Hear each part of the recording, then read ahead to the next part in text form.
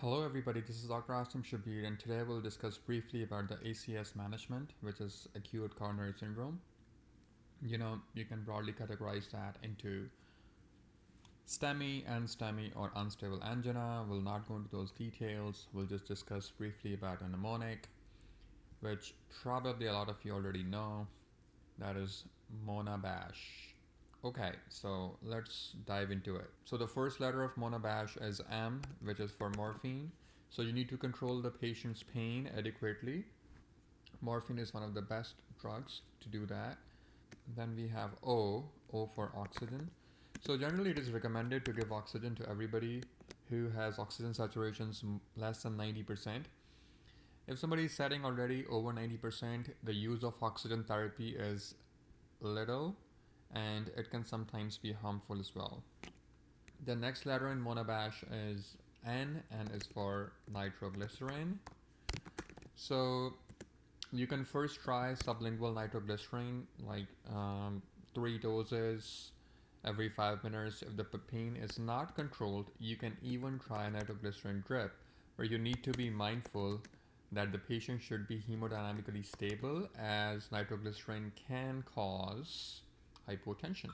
And as all of you probably already know, that there are some contraindications to the use of nitroglycerin. One of the very important contraindication is that the patient is already taking phosphodiesterase inhibitor. You should avoid using nitroglycerin. Then the next is A. A is for aspirin. You can also say that this is antiplatelet therapy, and you know that we prefer using dual antiplatelet therapy for the patients who have suspected NSTEMI or STEMI. So aspirin, and you can say clopidogrel is the other one, which we also call as Plavix. They are administered and they should be administered as soon as we can. So aspirin 325 milligrams is the loading dose, and then you can try clopidogrel. You can load it with 300 to 600 milligrams. Then the next letter is B, which is for beta blocker.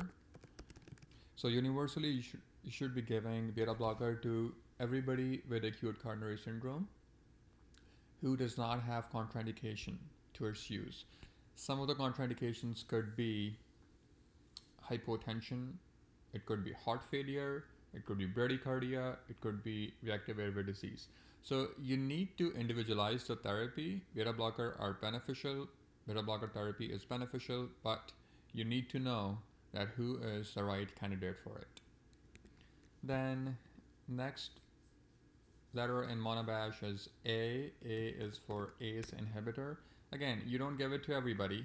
You need to select the patient population. So if somebody is hypertensive, you can administer ACE inhibitor. If somebody has normal kidney function, it is okay to give ACE inhibitor. But if somebody is having hypotension, somebody is having shock-like state, or somebody has kidney dysfunction, you should avoid it. Then the next letter is S, which is again one of the very important things in the management of ACS, that is statin therapy. And it should be high intensity statin. For example, you can administer atorvastatin, like 80 milligrams is high intensity statin therapy. You can give rosuvastatin, 20 to 40 milligrams is high intensity therapy. So you need to give a stat dose of statin to patients undergoing ACS. Then the last letter is H. H is for heparin. So you need to anticoagulate for patients who are coming in with NSTEMI or unstable angina. The use of heparin drip for STEMI is little controversial, and generally for STEMI, you need to know that the most important therapy for STEMI is PCI. This is not the topic here, but you need to know that reperfusion therapy is very important for STEMI. That's it. Hope you learned something. Let me know in the comments down below if you have any questions.